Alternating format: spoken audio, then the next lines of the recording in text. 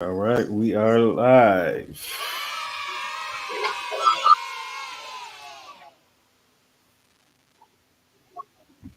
All right, back at you with another sports update. We got Reid, Adrian in the building, fellas. What's up? Oh no. Yo, Another episode. So yeah, let's go ahead and dive right into it. So we got the Wings playing tonight. They're down there hosting the Kraken at the LCA. Wings currently on a 5-game winning streak. On Got a 5-1 record right now. Off to a very hot start. Been playing very well. The hometown kid Alex DeBrinket been playing very well. Has been playing very solid as well. So Reid, how impressed have you been with this Red Wings team? yeah, I think it comes to a shock to a lot of people.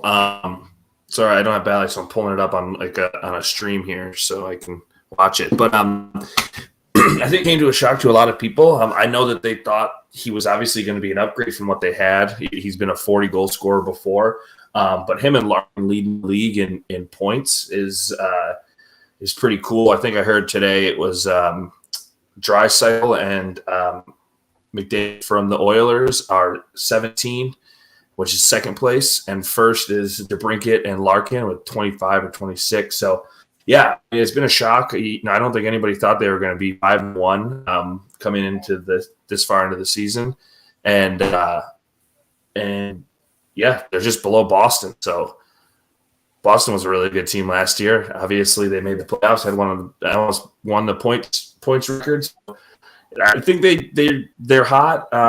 Will the success last forever? No, I think they're gonna slow down a little bit. But as of right now, Old Keating's playing good. Defense is a little shaky, but they're just playing like it's like basically run and shoot basketball, man. They go down once they get two guys down there, it's skate over blue line, pass it over, shot. Like that's every time they get in zones. It's exciting to see, and I'm really happy for sports right now. And hockey's always better when the Wings are good. So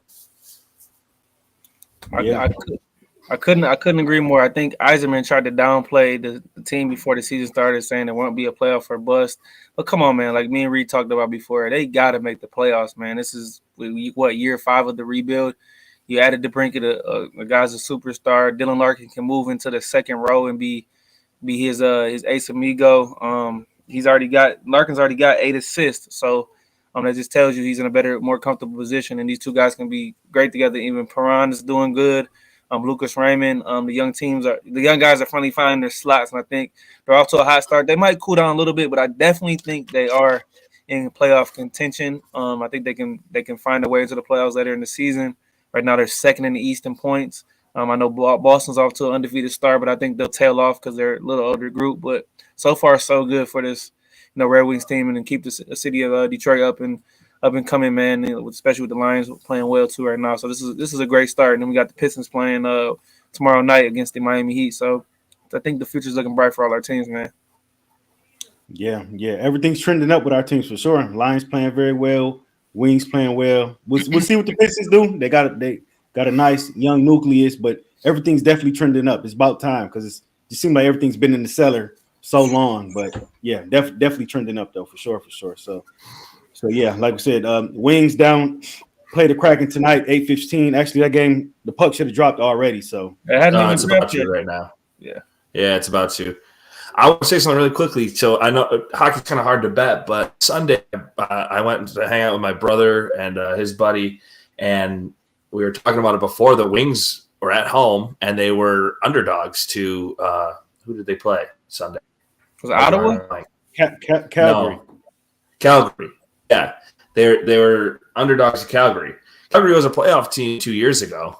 I remember that, and I think they were plus 120 at home. It's pretty crazy, but not playing the Kraken. The Kraken are 1-4-1. So yeah, should be a win tonight. Should be a win. Yeah, for sure. Oh, guys, real quick too, since we're talking about the betting thing, that parlay I sent you guys the other day on Saturday, I ended up hitting that parlay, the 11-leg parlay. So I was feeling good after that Miami Hurricanes game. There you go. Yep. That's what's up. That's what's up.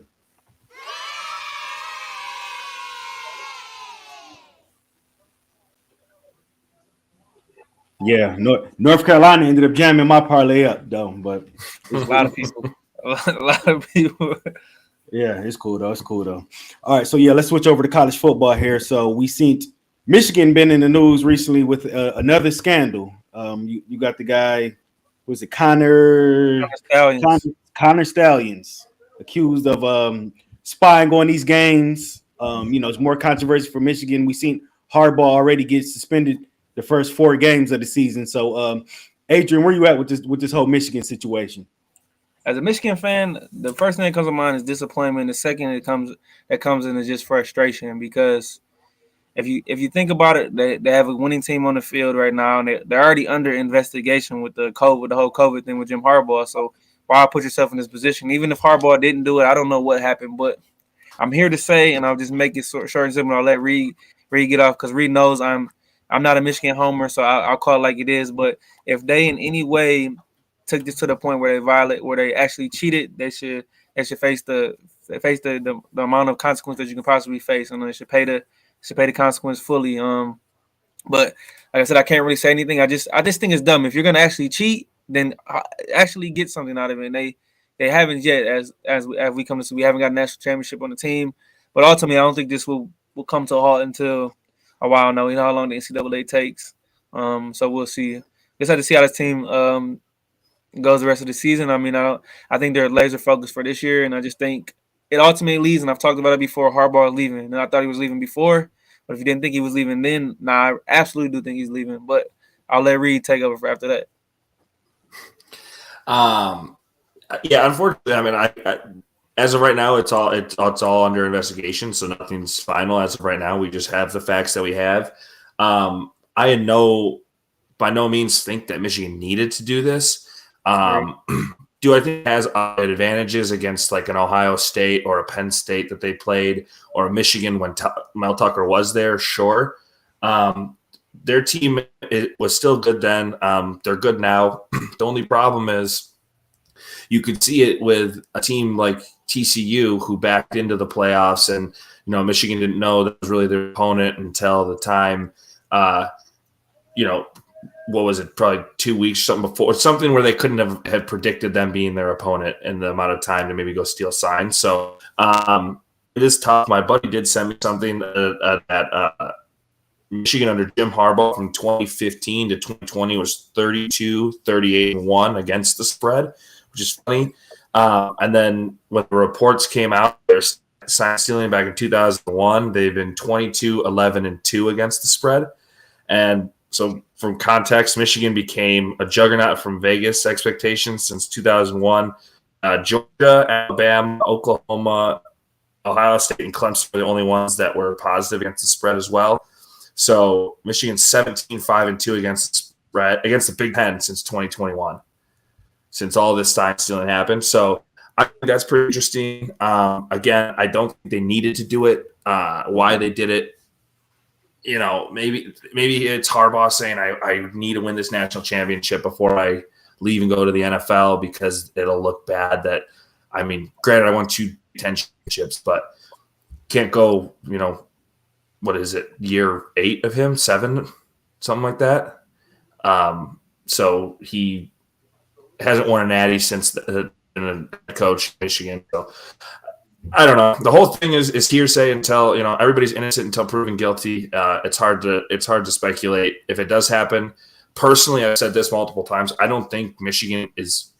If they win a natty, it's just in the Reggie Bush Heisman where it's just going to be an asterisk. Did he, does he deserve to win it? I don't know. I think it's going to ultimately come down to punishment season, or maybe they don't get a bowl game or something happens like that, and then I think Harbaugh's just going to Pete Carroll it. Sneak his way out the back door and go to some NFL team.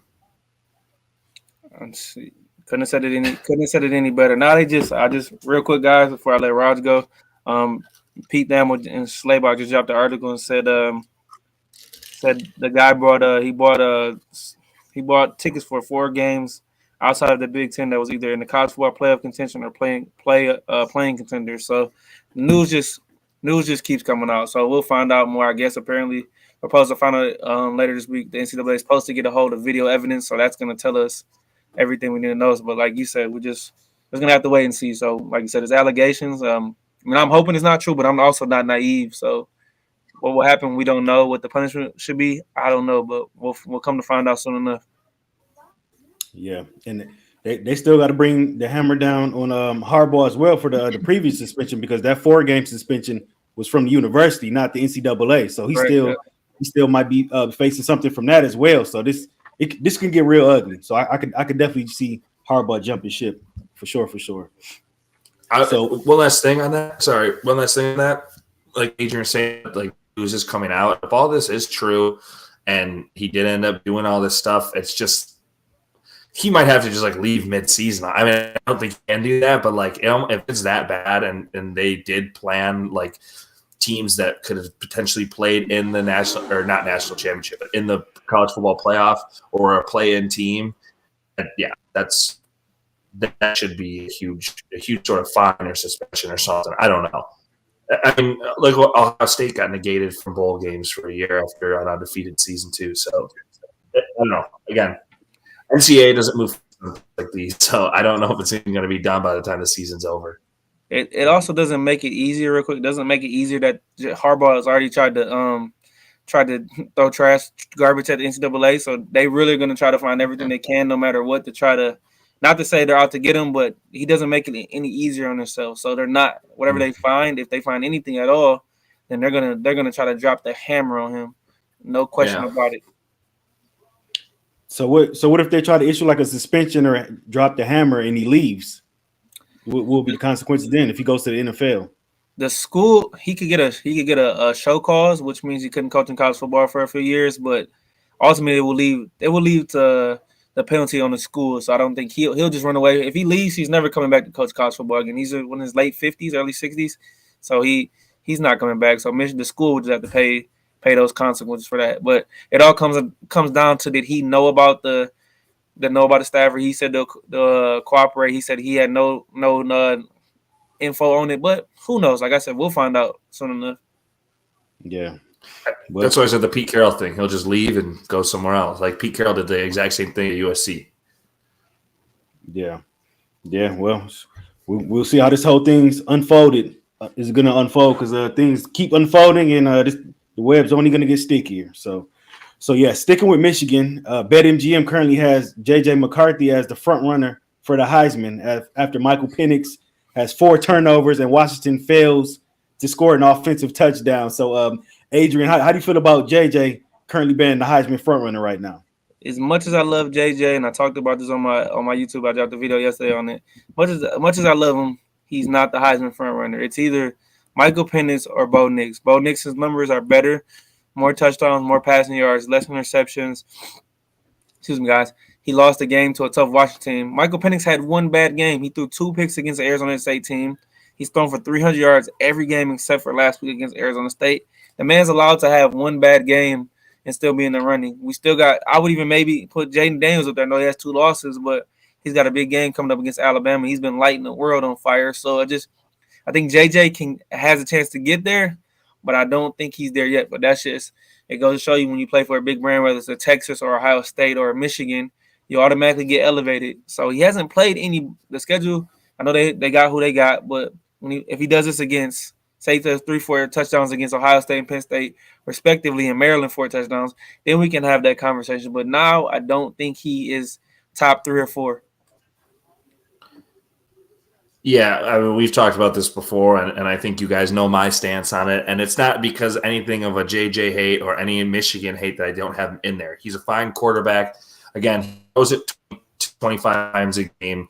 He completes 15 to 17 of those passes, so his QBR looks amazing. So that's obviously helping him.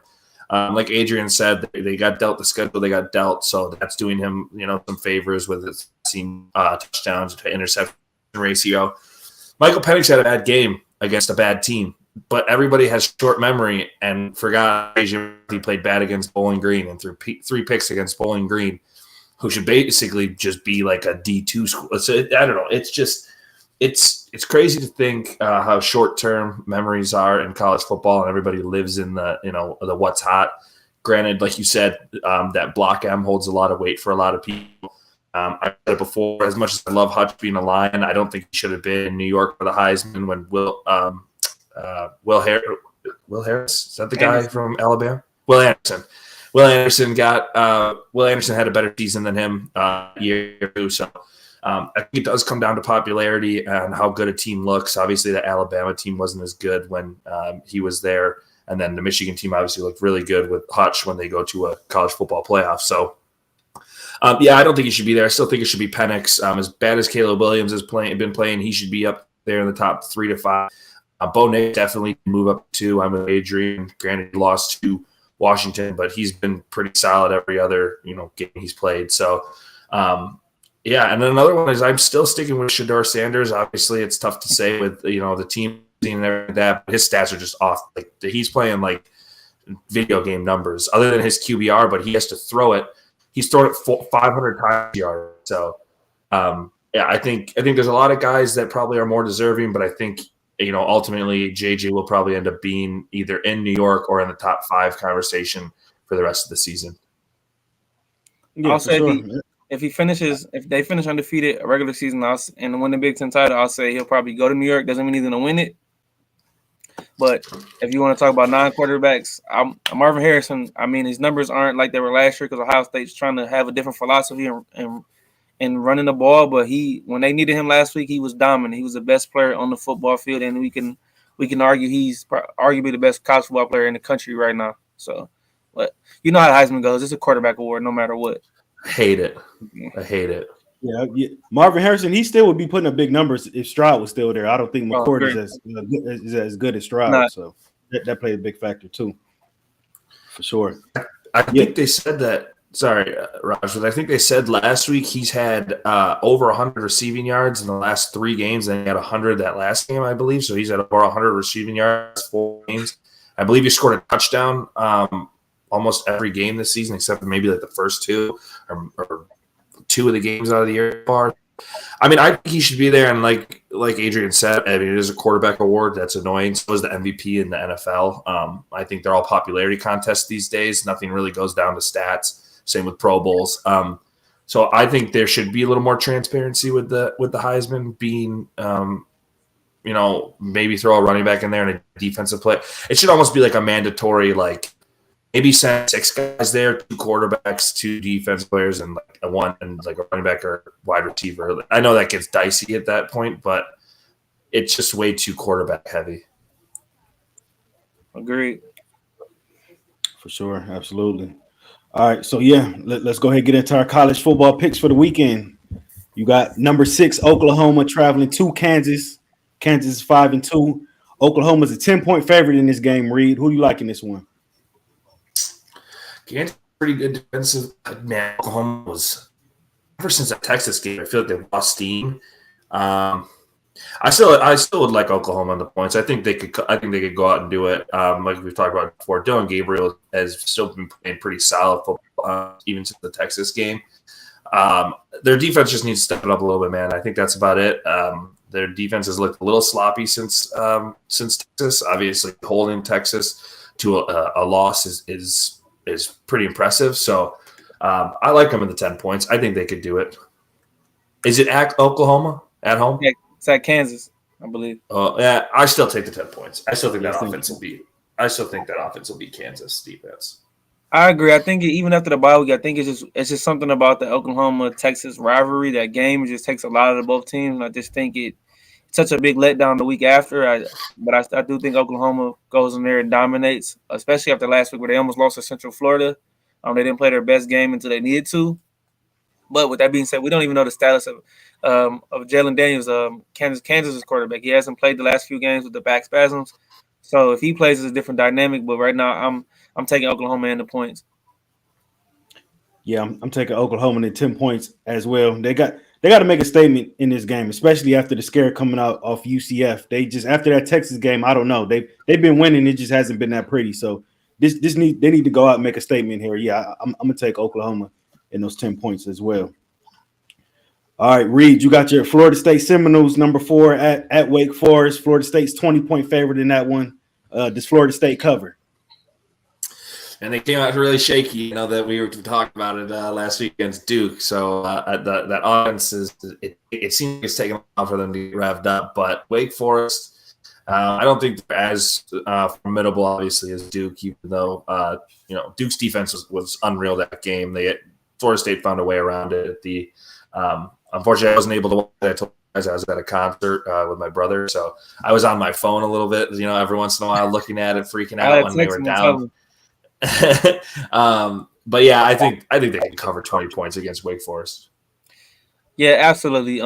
Thanks Wake Forest, by the way, for winning that game in crazy fashion as they did last week, helping my parlay. But last week, Wake Forest's starting quarterback Mitch Griffiths didn't play, or their backup quarterback. And by the way, they didn't tell me until hours to 30 minutes before the game. So they have a guy named Steven Marucci, I believe. So he found a way to get the win. The end of the game was crazy. Wake Forest struggled in this game and somehow managed to pull the game out on a slide. They got the ball back, scored with like 13 seconds left. But if he plays, Florida State is going to turn the heat up on him in his second career start. So give me Florida State to win by 4 touchdowns. Yeah, I like Florida State in the points as well, especially coming off that scare against Duke. I mean, they did end up pulling away late, but it was definitely a tight one. It was definitely a scare. So yeah, I like Florida State to cover against Wake Forest as well.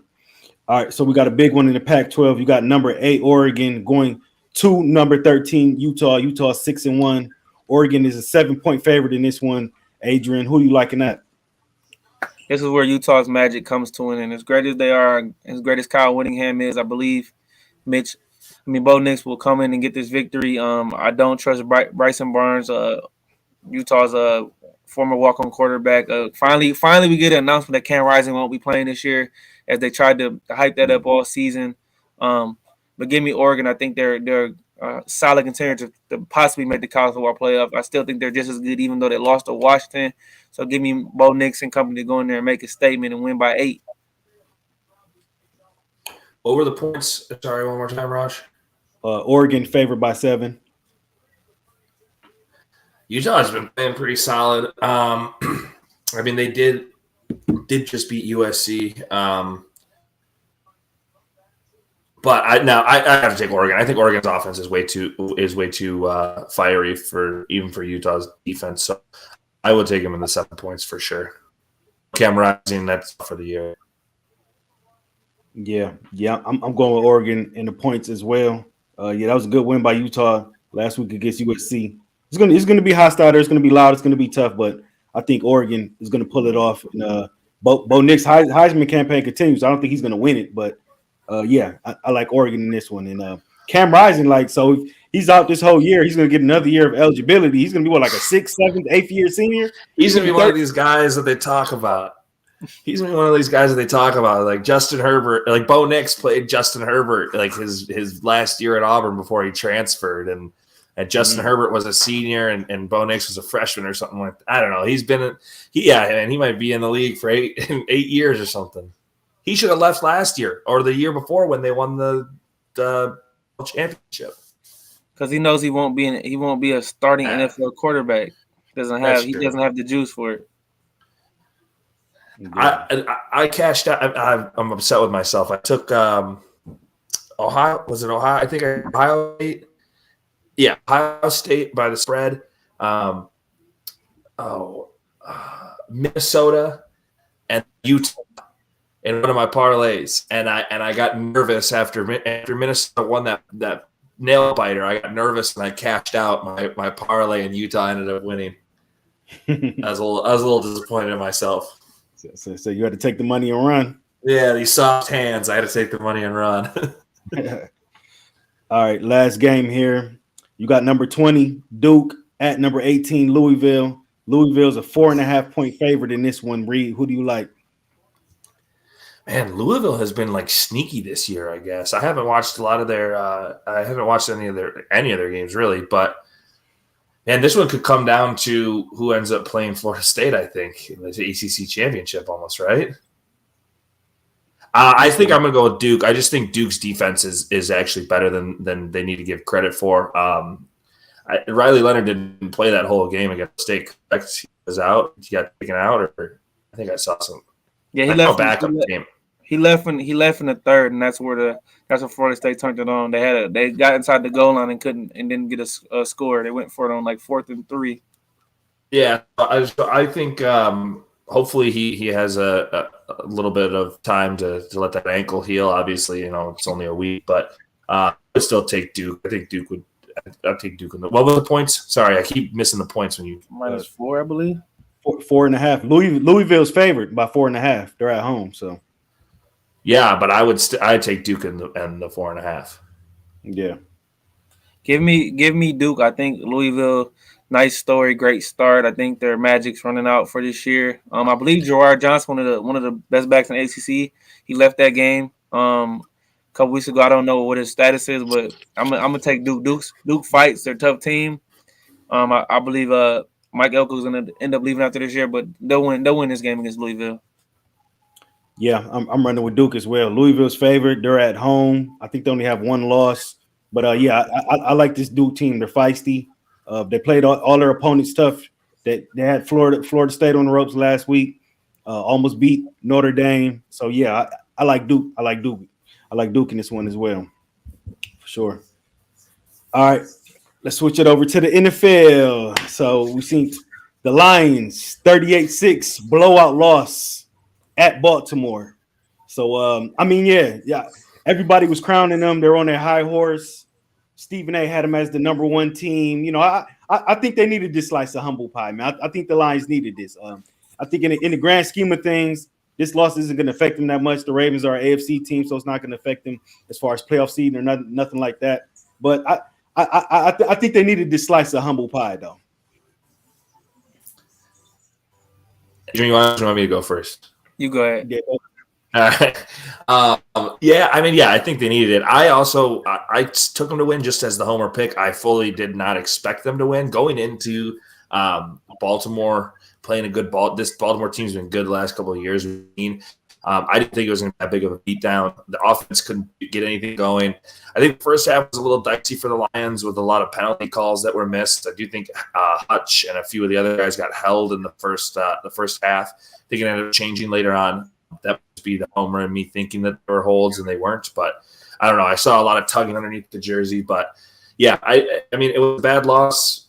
Should have brought them down to earth. Yeah, I don't think they should have even been put into the stratosphere like they were before. I think they should have been considered in a top 5 team, but no way I would have put them at 1 like Stephen A did. I think the Lions are best known for just being that gritty team that just, have battled their way through all these games. And then once you put them in that cloud, it's going to be tough. It was a good loss for us to feel those bruises and get pushing and go on to the next week and look forward to Monday Night Football against Vegas. So yeah, this was a game where I felt like this was a tough spot for them, and especially how the schedule broke. I felt like this would be tough for them to go on the road and beat a really good Baltimore team who's just as physical as them. I think Lamar coming to this game was 15-1 against NFC teams, so that's tough to prepare for him on 1 week. Like my Steelers, they play him regularly, so they kind of know how to prepare for him, and NFC teams have a hard time, preparing for him. So that goes to show you, and just, they got hot, and by the time the Lions tried to catch their breath, it was already 28-0, and it's just kind of one of those games where you got to say we played bad. You got to burn the tape and move on from it. Every team's allowed to have one of these games each year where you just get flat out embarrassed and you just get outplayed. And it's just as simple as that. Got Jared Goff. Dallas versus the Niners. Yeah, Dallas on Miami. I mean, Denver's not good, but beating a team by 50 points is crazy. But just, like I said, you have some of those games. Jared Goff is still good. I'm not gonna overreact to this team losing this game. They'll definitely bounce back, like Reid said again on Monday night. Keep giving Jahmyr Gibbs the ball. Jameson has to get it together, man. 6 targets, no catches. Jared Goff threw the ball 52 times. Jameson Williams, no catches. I mean, so that's a little concerning to me. Marvin Jones just stepped away from the team today, so the depth at receivers getting thin. They need to kind of address the defensive line if possible. Make some kind of move towards the trade deadline, which is next Tuesday, I believe, Halloween.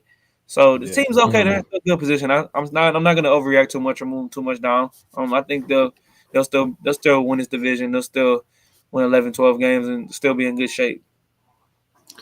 I will say about the JMO thing, I know a lot of people have been talking about it. A lot of people are worried. I'm still not on JMO watch yet. I know that's tough. Jared Goff did throw it 50 or 57 whatever times, but man, it seems like every pass that he threw towards JMO was either like a wobbling duck, or not every pass, but the passes that he was throwing to him were wobbling ducks or a little behind him. JMO, some of the routes on some of the passes he ran off. So it's not all on him. It's not all on Goff, but they have to figure something out.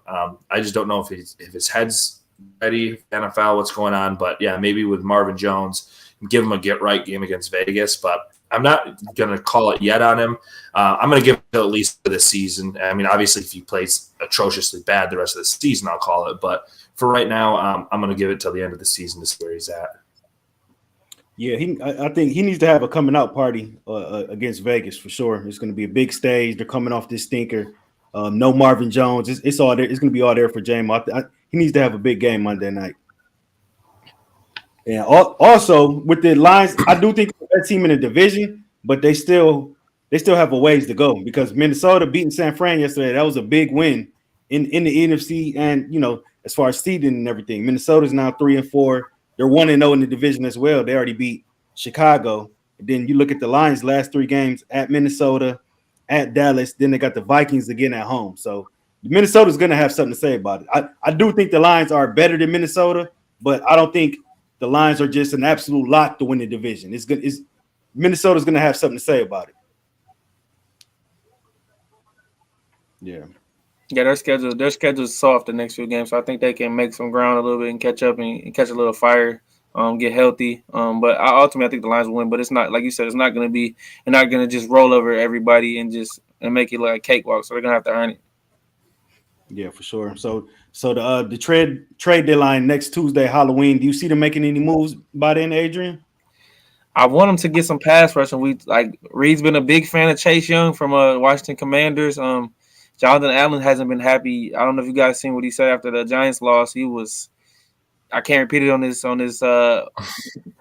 pod, but you can go YouTube it and look it up. A lot of F-bombs. Let's just say he was not happy after the Commanders did not get that job done.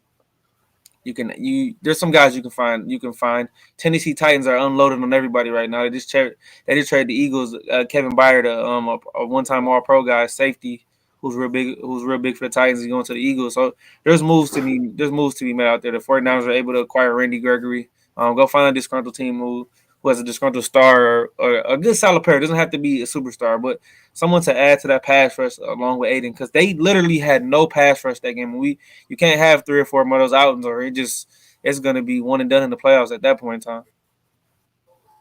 Yeah, what I want them to do versus what I think they're going to do are 2 completely different things, because in the past they haven't really been in this situation. So I don't know if Brad Holmes is going to keep holding on to these draft picks like they're gold, but he needs to do something with them, to be honest with you. Because if you look at it, if you win out this, not the rest of it, not now, but if you win your division and you go to the playoffs, your pick's going to automatically be 25 or up. So like if you're looking at it that way, you have to try and tell your first round pick. You have Minnesota's pick, which is slowly climbing back up after they're winning every game. But I don't know. You need to call someone. Maybe if the Tennessee is unloading. I know they just signed him. They might not get rid of him. Jeffrey Simmons is a big guy for them. He's an interior defensive lineman. I know that Brian Burns could potentially be a guy they would want to get rid of a pass rusher like that, but they are 0-6. They have no first-round draft capital after getting it to the Bears. So I might as well offer them, hey, we'll give you our first and Minnesota's third, and then maybe a future first-round pick or something.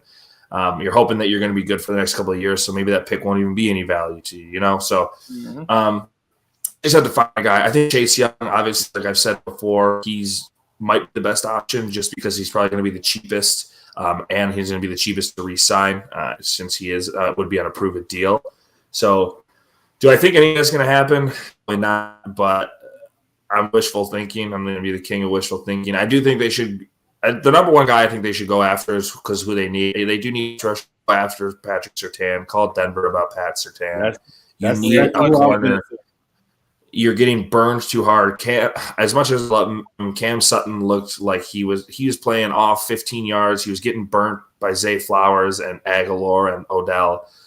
You need some guy. Jacobs, he's not the greatest. He's out. He was out. That's a detriment to you. So your cornerback room is thin. I'm calling about Pat Surtain. That's the number one guy on my list. I can't get him. I'm calling about Chase Young or an edge rusher. Yeah. That's exactly what I was going to say. Number one guy on the list, Pat Surtain for sure. Especially with Mosley going out for the rest of the season, you definitely need to upgrade corner or the defensive line for sure. All right, so yeah, sticking with the NFL. Adrian's top 5 NFL teams right now. Let's hear them. All right, at number 1, I still have the San Francisco 49ers, even after losing to the Minnesota Vikings. 2 tough road games with Brock Purdy. I still think he's not elite. I've talked about it before. I'm not sold on him, but he's had some guys out. Trent Williams out last night. Debo out last night. Ayuk played pretty well. I think they'll get back on the winning train this week coming up against Cincinnati. Go ahead, Reid. I will say Minnesota is at a sneaky place to win at home. I hear it gets loud in that stadium. So, yeah. I mean, they, like you said, they're missing some key guys. So I don't really blame San Francisco for that loss so much, No, I also think they're good. They'll be fine. You're not going to go undefeated. And Christian McCaffrey keeps just becoming a monster. But at number 2, I made a late switch during the pod while we're talking. I'm moving the Kansas City Chiefs up to number 2. Last week I had them at 4 or 5, I believe. Patrick Mahomes just continues to get it done. 6-1. Those for over 300 yards in the first half against a very bad Chargers defense, but it's a division game. Kelsey does it again, becoming unstoppable again. Over 150 receiving yards, a touchdown. Rashee Rice. Patrick Mahomes knows what he's doing, guys. He just continues to show you why he's the best player in the NFL. At number 3, I moved him down 1 spot, and that is the Philadelphia Eagles. 6-1. Got a hard fought game against the Miami Dolphins. Sunday night. There was a lot of bad penalties in that game. The Dolphins had 10 penalties in that game. Eagles had none. A missed face mask call, missed holding. Tyreek Hill dropped a touchdown. That would have been an end zone. And that leads me to my number 4 team. Even though they lost, I'm still sold on the Miami Dolphins. 5-2. They're getting Jalen Ramsey back soon in the next 2 weeks. Xavier Howard will be back. He missed this game.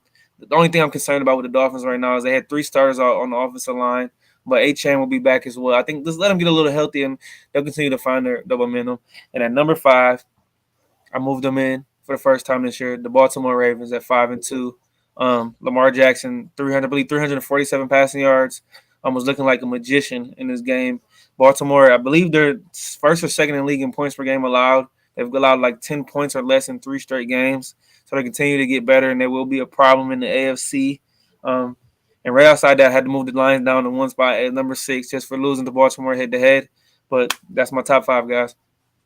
I agree with the teams. I just don't agree with the order. I would still have Philly number 2. I wouldn't have Kansas City. I would put Kansas City 3. Okay. And then I would put the Ravens over the Dolphins. I'll put the Dolphins at 5, and I'd put the Ravens at 4. I would still keep Philly at 2, even though they do look a little dicey. I'll finally be with you guys. Move the Chiefs in there. The Chiefs did look great against the Chargers. Again, granted, it's a bad Chargers defense. A guy that I've been talking about that's probably should be fired by the end of the season is Brandon Staley. He said he's going to continue to call the defensive plays. He's called the defensive plays last week. Obviously, that didn't work out because Patrick Mahomes and Travis Kelce ate on that defense. It was unreal. I said it last week. I'll say it again. Rashee Rice is your one wide receiver in Kansas City. Please keep giving him the ball. He clearly shows you that he's reliable. He's not Kadarius Toney where he's just a gadget guy. He can do everything that you need him to do. So please keep using him. Kansas City Chiefs, I know you guys are watching this, so you take our insight as gospel. You're not just saying that because he's on your fantasy team, are you? No, I think he's actually really good. Like if you watch that game, he looked good. He looks good. I think that they just know who's going to be. But yes, also because of my fantasy team. But they do play Denver this week, and I think that they're going to smoke Denver. So, and I think that he's going to score more points. So if you have Rashee Rice on your fantasy team, start him. I can see why everybody would move the Ravens in. They're always a popular team. The defense is playing great. They did beat the Lions. However, the Lions beat the Chiefs I still think the Lions are a good team. I think they just got caught, with their pants down. So I would then move Miami, or Miami would be 4 and Lions would be 5. Ravens, I could keep it 6, but they did still lose to your Steelers. They still have lost, some games like that. So granted, that wasn't an in-division match, but I still think the Lions are a top 5 team. Hey, real quick, Reid. I'm just looking at a list I'm just curious. I'm trying to get a list together of possible trade candidates. But even if the Lions can't land, maybe a Patrick Surtain, there's some defensive guys available. Maybe like a Montez Sweat also, or Leonard Williams from the Giants, or Carl Lawson from the Jets. The Jets are loaded at D line, so one of those guys are gonna want to get traded for a bigger role. So there's guys out there to be had for the Lions. Yeah, I mean that's the Montez Sweat kind of falls in the same vein as the Chase Young thing. Those are both two really good edge rushers. Yeah, young guy, play great together. I know Sweat went the draft before Chase Young, a little bit further down in the draft, though. He was still a first rounder, so you could either get him or Chase Young for a pretty solid price. Who is the other one you said from the Giants? Leonard Williams. Yeah. There's a season. Yeah, if you could get him, that'd be awesome. But any one of those guys, really. I'd rather have Chase Young over Montez Sweat, although the health concerns bother me, but I think he's a better talent. Yeah. But yeah, other than that, top 5 is good, Adrian. I did like top 5. Appreciate it, guys. Yeah, for sure. And I'm cool with the Lions trying to get any of those guys. Montez Sweat, Leonard Williams, all that's an upgrade, so for sure. So we'll see what they do. We'll see if they're active or not, or if they stay put. All right, let's see. We got shout out to Azak in the building. The Lions will do Lions things just like my Cowboys, always getting in our own way. Nobody will top the Cowboys of being the Cowboys. Yeah, I'm getting in their own way.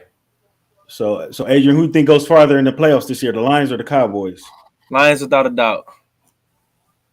Okay. I think the Lions they will win their division. They will secure a home playoff game. I think the Cowboys can lose to anyone that they play just because their offense seems so I don't know. Their offense just seems so lost in the dark. The defense is good and needs to get healthy. But yeah, they just seem so lost on offense. Well, yeah, we'll see. Lions at Dallas, week 16. That's going to be a big game right there, and important game for seeding in the NFC as well. So we'll see. Does anybody know Dallas's bye week? I can double check, guys. They just had it this past week. Oh, you're right. Oh yeah, they just had it. Yeah. Right. So, granted, the Lions is 2 week 9, but I don't know. That could be helpful for them. Getting healthy that week 16 mark. Well, Dallas has they have the Rams this weekend at home, and then next week they go to Philly. So 2 tough games. Yeah, it's tough. Yeah. Yeah, for sure. We got Ish already making his Lions and Dallas predictions. He says Dallas has home field advantage and will get the win, I think. Dallas ain't winning the division. Yeah. We still got a long way to go. That's a week 16 game. So I'm not going to predict that game as of yet. We still got to. Like Adrian said, they're also not winning that division over the Eagles. So. Nah, probably not. All right, let's switch tempo here. Let's switch over to the NBA. Shout out Ed. She said he's going for the Lions, though. Yes, sir. All right, let's switch tempo. Let's slide over to the NBA. Obviously, the NBA season tipped off tonight. I think the Lakers, last time I checked, we're getting dusted by the Nuggets. So we came back a little bit. They're down 8 currently, about halfway through the third. 75-67. Okay, so they're in the mix. So Reid, did you put the list together for us? Yeah, I do have a list. Yeah, I do have a list. And how do you generally want me to start this? Do you want me to go from 10 to 1 or 1 to 10? Yeah. Do 10 to 1. Yeah, do 10 to 1. Okay. So everybody watching, this is Reid's current top 10 NBA players. This is going into the season. Yes. So some honorable mentions I did put on here. I did put Shai Gilgeous-Alexander is an honorable mention. Halliburton was an honorable mention. Donovan Mitchell.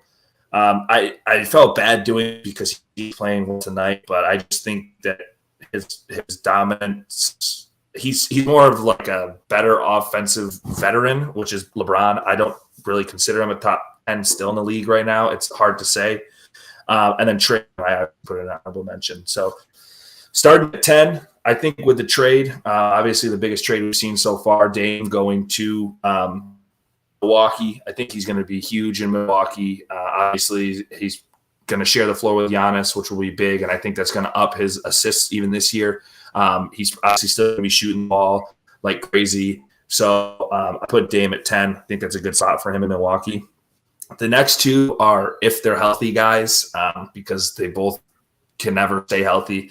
I put the Terminator, Kawhi Leonard. I do think Kawhi Leonard is still a top player in the league, especially on the Clippers when he has Paul George and Westbrook playing at their top caliber. And then the second guy, obviously, I'm pretty sure you guys can guess, is AD. AD still a top 10 in the league. Again, he's got to play 65 to 70 plus games. I know he probably won't, but I still think he's a dominant force.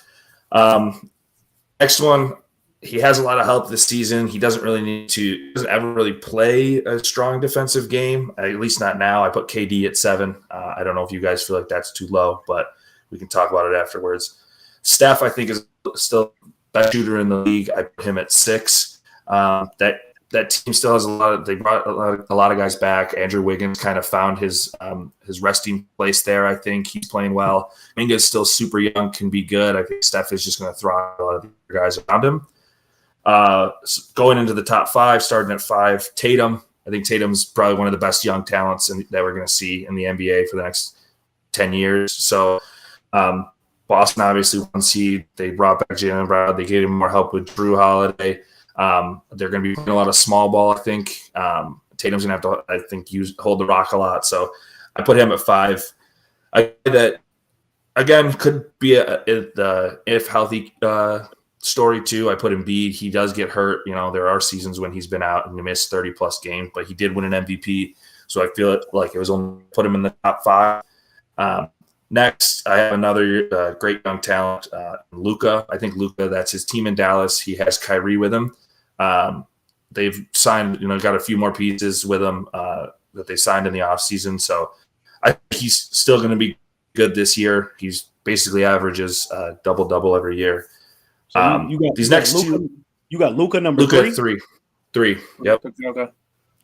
And then these next two, I wanted to switch them around, but I felt like I couldn't do it to them. I put Giannis at 2.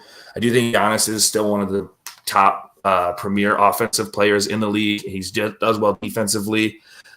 He's been in the MVP running the last 3 years. He's won a championship in the last 3 years. So I put him at 2. I honestly couldn't go in at 1 because he's just that good. But the guy who I have at number 1 won the championship, doesn't even like the sport that he plays, would rather be riding horses. I have Joker at 1. I mean, he's dominant. I don't think anybody in the league can guard him personally. He passes the ball. He doesn't even really need to use his size to drive because he shoots so well. He's just an unstoppable force. So I did have him at number 1. Hold on. Did I not hear LeBron in there? I put him in honorable mentions. I was saying in the beginning that he's just, man, it's old. He could get hurt. I don't know. It's tough. It hurts. It pains me to do it. But I couldn't put him at top 10. I couldn't put him in top 10. LeBron needs to be in the top 10. LeBron needs to be in the top 10, and I think Luka's too high at 3.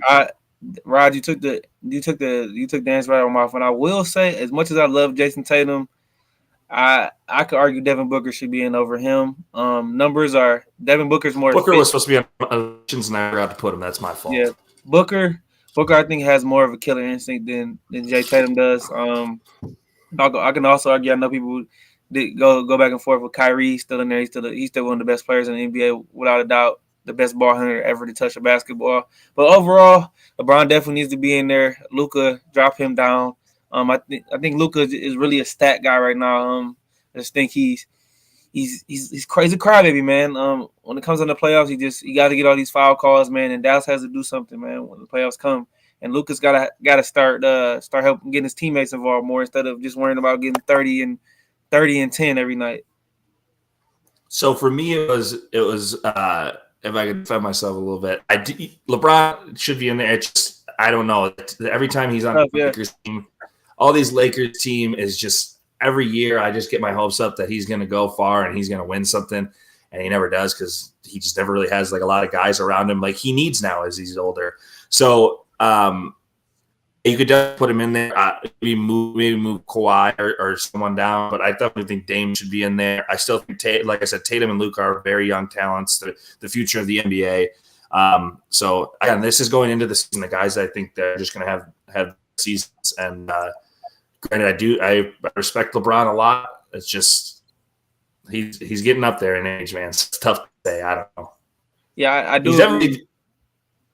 He's definitely top 12 to 11. I mean, he could be in there. You could put him where you want, but I don't. There's all these guys I just think are better. Yeah, I can't argue with you. One or two. I think you could, depending on your preference, what you prefer. You can go either way because they both got 2 MVPs. They both got a ring. So I mean, you could depend on your preference. But what is clear about this list, guys, is the top 4 to 5 players in the world right now are foreign players, and that's kind of concerning to me right now. So an American-born player needs to assert his dominance, and I think the guy that will take that leap this year is Anthony Edwards of the Minnesota Timberwolves. I thought you was going to say Zion. No. I love Anthony Edwards. I wish I could even put him in the top 10 list because watching him, he was the only lifeblood that they had in that Olympics go around. So another guy that I'm hoping that jumps up. Not on the list, obviously. He won't do it this year, but we all know the guy that I would love to see be in the top 30 conversation this year is Cade. If anything, he needs to show his worth this year, and I think he's going to. Again, he has to stay healthy. I told Raaj before the show I expect 82, but not what did you say? 10 players played 82 games last season, so I don't expect him to do 82, but I do like Cade. I put a bet on him to be comeback player of the year. So. Well, before we get off here, since the Pistons do open the season tomorrow, guys, it was Bogdanovich will be out, Monte Morris, and I believe Isaiah Livers. So I'm interested to see what the starting line is going to be. I believe you slide Amen up to the 3, start Ivy at the 2, Cade at the 1, and you go probably at the 4. Isaiah Stewart, and you go Jalen Duren. Let's see what these boys can do. I said to Raaj before. I said it's going to be Cade, Ivy, Tsar at 3, probably going to be Beef Stew at the 4, and then Duren. I said it should be Bagley. I think Bagley and Cade have a little bit better rapport with each other. I think they're a little because they were both out at the same time with an injury. I think they became friends a little bit. I think they might have a better chemistry. Granted, not saying he doesn't have chemistry with Beef Stew, but I think that is just that. I think he probably likes playing with Bagley a little bit better. I think Bagley is a better talent, but for some reason, this Pistons coaching staff love Beef Stew, so I think it's going to be that 5. Yeah, so Pistons season open tomorrow at Miami. Miami's a 9-point favorite in that one. Who do you like in that game, Adrian? I'm gonna take the Pistons in the upset. I think this Miami team is kind of off focus right now, especially after not being able to acquire Dame Leonard. Tyler Hero's already talking about how he could be the best scorer in the NBA, which I'm not a big Tyler Hero fan. Bam is good. I just don't think Bam asserts his dominance like that. But I think the Pistons can go in at home and on the road, get a big win and start this season, man, and get this started in the right direction. Man, I mean, I have wishful thinking again. Like I said before, I'm the king of wishful thinking. I hope they can go in there. I mean, Miami at home coming off of that run they did could be tough. I hope Jimmy Butler's going to have the hair and the lip piercings in, but I don't think so. But dude, you could see Duren just completely body Bam out of the way. I mean, he's young, strong dude. It all depends on that starting lineup, like you said. Miami lost a lot of guys that helped them out in the playoffs last year. So, I mean, it could go either way. My brain says Miami, but my heart says the Pistons. But this being us and I'm wearing this hat, I have to say Pistons. Yeah, I got to offset everything. I'm running with Miami. Those Bogdanovich, Monte Morris, Livers, those guys ban out. I just think Miami's a seasoned veteran veteran team. Butler's going to be hungry. I like Miami in this game. I like Miami for Joker sure. just splashed down from 3. That was real. All right, let's see some of the feedback here. It says Pistons will be the worst team in the NBA. No chance. Yeah, I think it's gonna be Charlotte. I was about to say we play Charlotte Friday, so I think it's gonna be Charlotte. K Salty says, "Let's go Bucks." K Salty also says, "How much of a jump does he need to make?" Anthony Edwards playing great. His team just sucks as a unit. I wouldn't say they suck as a unit. They got to get some cohesiveness together. I think Rudy. I'm not a big Rudy Gobert fan, and so I think that's the problem for me. He's got to play better this year. He was awful last year. Jaden McDaniels can't be punching walls and costing them playoff games and can't be doing none of that stuff. They actually should have beat the Lakers in that play-in game, but I don't think his team sucks. I just think they definitely need to be better as a unit. They have some talent on that team, no doubt. I think they figure out a solid trade partner for Karl Anthony Towns. I think that his time in Minnesota is done.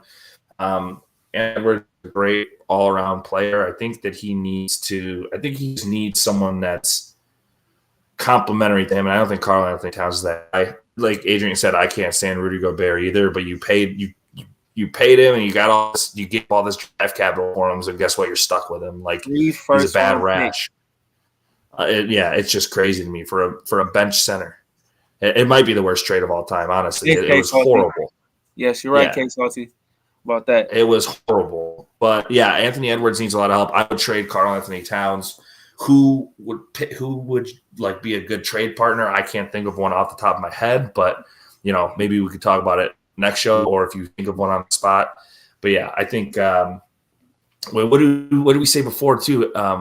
Raj, we said Siakam and if the Pistons could get MPJ, but I think you're giving up one of your young guys. But yeah, no way. I don't know. No way. Yeah, I don't know. I go ahead.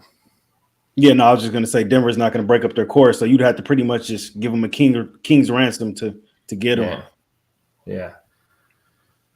All right, we got DC in the building. DC says, "Who's better, LeBron or Jordan?" I don't know. This debate is very obviously old as old time. It's as someone who watched LeBron play all my life, I say LeBron. People want to do the rings thing, and you can bring in other players in the past that have more rings, and then you can say who Jordan played with, who LeBron played. It's all crazy. I just say LeBron because I watched him play, and he's still great. I'm just gonna go with Jordan. I love his killer instinct. I love what he was able to do. I'm probably a lot in the minority because like Reid said, we grew up watching LeBron. Was like a really little kid when I seen the end of Jordan, but just a straight dominance of what he was able to do and such efficiency. So I'm taking him, and I can argue that to the moon and the sun, but that could be a conversation we have for a different day.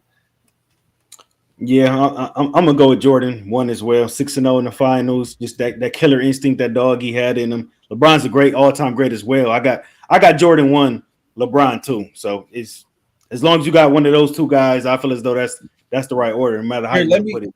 Real quick before we get off, I'm gonna break it down like this. I'm gonna ask Reid what he thinks.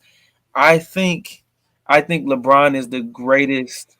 How do I want to word this properly? LeBron is like the greatest all-around player in NBA history, in my opinion, just because he can do everything. Jordan, I think, is the greatest player. It's almost like if you want to compare two players, obviously you have to compare Jordan to LeBron because of resumes. It almost like in this debate, like nobody else matters. Like obviously you can bring in, if you want to bring in rings, Bill Russell, you can bring in rings, you can bring in Havlicek, you can bring in a lot of other guys that have the rings, but obviously they played before people like not watching basketball. Michael Jordan took over the world. Obviously everybody wanted to be like Mike. So obviously you're going to talk about that. I think the debate that people need to have more is, I think Jordan sure can be the best basketball player of all time. Like you said, Adrian, LeBron is the best all-around basketball player of all time. If you want to compare two people, compare Kobe and MJ then, because that's the closest comparison you get. They played the same position, they played the same way, they have close to the same amount of rings. What would happen if Kobe and Shaq never? There's so many things you could say. LeBron played a different game, played more physical. I mean, obviously he had good teams that he played on, but he also brought bad teams to the final. So it's like that, like you said, you can argue it to the sun and back, but it's just nobody's ever happy when the argument happens. Agreed. By the time we get back on here next week, we'll have some more Pistons to talk about. That they have 4 games in between tomorrow and Tuesday, so we'll see how they're looking good early. We got at Miami, at Charlotte, versus Chicago, and at OKC. We could be the Pistons could be 3-1 by the time next time we talk. I say they'll probably be 2-2. Yeah, probably. Yeah, just hopefully they're not 1-3. So agreed. Or that's just right. Let's close it out with our NBA Finals predictions. I'll go ahead and start here first. In the Western Conference Finals, I got the Suns and the Clippers. I got the Suns winning that. In the Eastern Conference, I got the Celtics and the Bucks. I got the Bucks winning that. So my finals is the Suns versus the Bucks, the rematch of a couple years ago. And I got the Bucks winning it all. I got Dame Dot getting his first ring this year. So yeah, where you at with it, Adrian? All right, now I'm gonna go out the East first. I'm gonna take the Milwaukee Bucks. I know they're probably them and Boston are the favorites. I just like the fact that Milwaukee's been there before. They got a better defensive presence with Lopez, with Giannis, with Bobby Portis off the bench who can get you 20 and 10. The 2 guards a little shaky, but I think they'll be able to get it done, and it will help Chris Middleton out. He'll be the 3-man in that offense. Then out the West, give me the defending champs, the Denver Nuggets. I just think if they haven't been beat yet. I think they're just as good as they were last year. They lost Bruce Brown, but their size, man, is crazy. They can shoot the ball. Jokic is the best player in the world. And then I got the Bucks in 7 games. Giannis wins his second MVP and his second championship. Dame gets his first ring. Yeah, I mean, Adrian basically just took the words right out of my mouth. I do think it's going to be that matchup exactly. I think the Bucks are with Giannis and Brook Lopez. I think they're too big. I think they'll meet Boston Eastern Conference Final. I think they'll be too big. I think Giannis is going to be too big and fast. They won't really have anybody to guard him in Boston.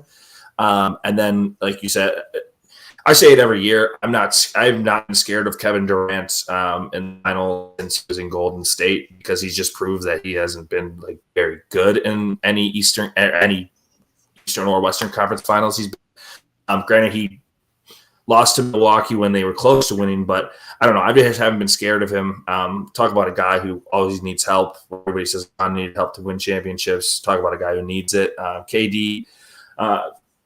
Phoenix didn't figure out the problem that they had last year. They have no bench. They have no depth coming off the bench. So I think the Nuggets are going to handle them easily like they did. So I'm gonna take Milwaukee versus Nuggets. I think Milwaukee wins it and Dame gets his first. I think that team's just going to be too fast, too strong. Okay. All right, cool. There it is. Our NBA Finals predictions. K Salty says yes, Raj. I'm all the way in with that prediction. Appreciate that, K Salty. All right. Well, yeah, there it is. Well, good show, fellas. Anything else you guys want to add before we get up out of here? Nah, man, that's good. Let's get a good week. Let's get a good start to this NBA season. I'm excited, man. I'm gonna have a lot of league pass on this week. Check out some of these teams, man. I'm excited to see some guys. NFL continues to move forward, so we'll see, man. Absolutely. Yeah, Pistons get the ball rolling. Lions Monday Night Football. So make sure you guys tune in next Tuesday, 8 o'clock, sports update. Make sure y'all like, comment, subscribe, and we up out of this thing. Peace. These are 1-0. See you later, boys. All right, boys.